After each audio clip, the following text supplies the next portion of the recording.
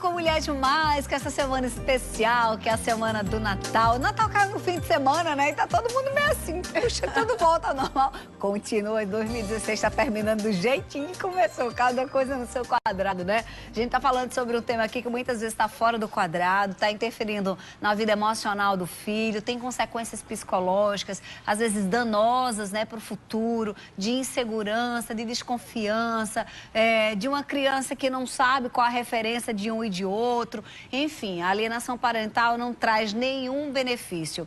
E por mais que muitas vezes os pais, né, se sintam no desejo de dizer ao filho o que ele acha sobre o pai, não cabe essa colocação, porque para o filho, o pai ou a mãe são sempre referenciais. Então, quando a gente usa das nossas mágoas, das nossas situações entre marido e mulher para utilizar no filho, a gente está trazendo um dano para o filho, que deve ser o amor maior, verdade, né, Sheila? Fernanda. Eu fico pensando sempre nisso. Puxa, mas que imaturidade, né? Dizer para o filho, seu pai não presta, sua mãe não presta, é uma vagabunda. Por mais verdadeiro que seja. Isso, por mais verdadeiro que você seja. Tem que segurar. Mas dentro da cabeça da criança é o referencial de pai e é o referencial de mãe. E aí, nesse caso, foi preciso que a lei chegasse para dizer, ei, não é assim não, né, Sheila? Exatamente, Fernandinha.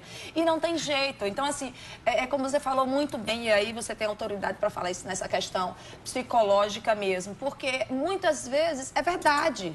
Muitas vezes o pai está vendo a realidade, muitas vezes a mãe está vendo a realidade da personalidade que é o pai, né? E aí ela tem que se segurar, tem que trabalhar isso, porque o pai vai ser sempre o pai, a mãe vai ser sempre a mãe.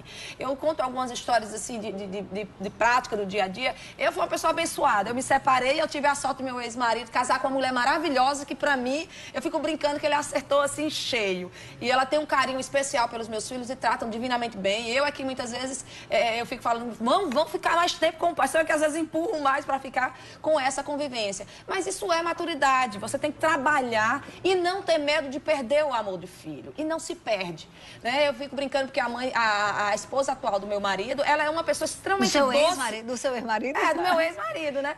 Então ela é assim, uma figura bem bacana. Então você não tem que ter medo de perder o amor. Em momento algum eu tenho, nem da época das namoradas dele, eu só brincava e falava assim, ó, se beliscar, filho meu, mas eu já avisava pra elas, assim, de uma forma de brincalhona, né, pra dizer isso. Então, eu nunca tive medo, nunca sou uma pessoa da minha natureza, não sou ciumenta, então isso facilita muito, porque eu tenho 3 amores e eu não tenho problema em dividi-los com a família atual, até fico brincando. Mas sabe o que isso acontece, também Sheila? da Sabe que isso família, acontece? Né?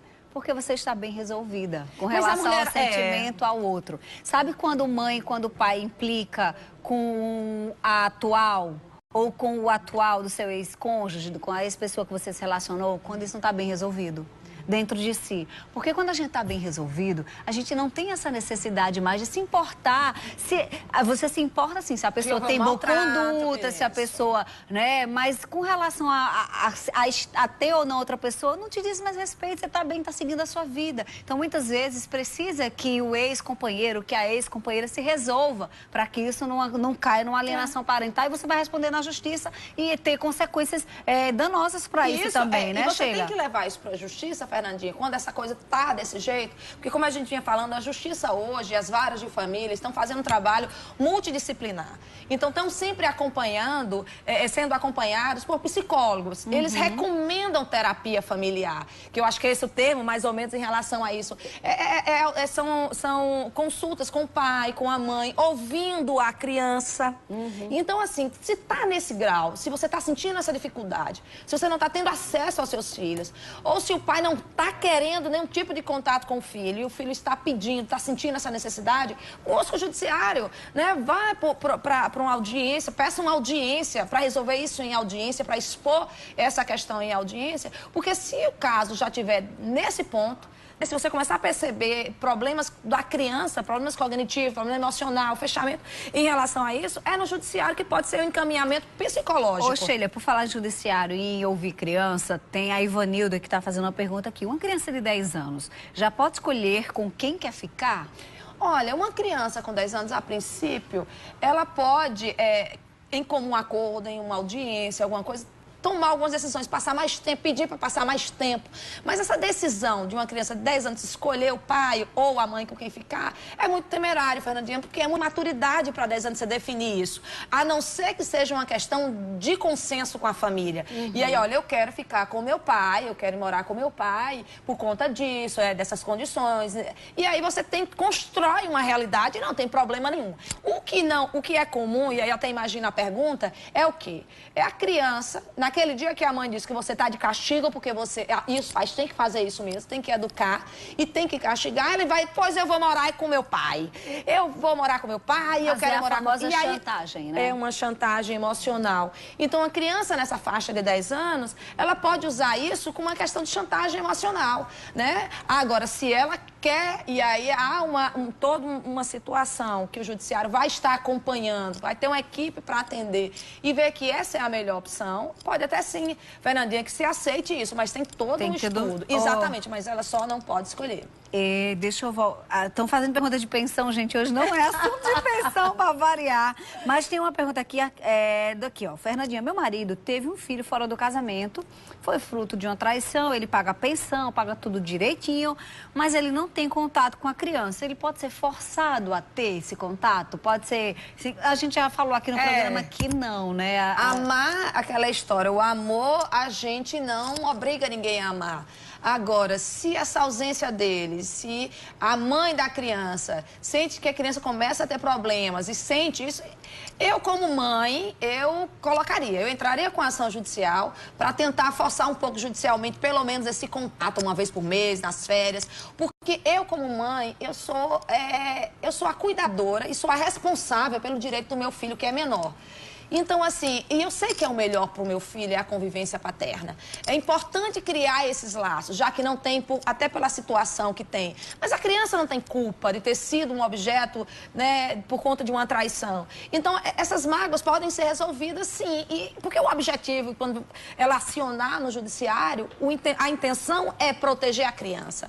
Entendeu? É tornar uma estrutura familiar muito mais adequada. Então, se há essa possibilidade, né, eu acho que ela, né, tem que tomar cuidado e tem que tentar, sabe? Mesmo tendo essa mágoa toda do objeto, de ter sido objeto de uma traição, ela tem que resolver o problema com o marido, né, em relação a isso, e não envolver a criança fruto dessa traição.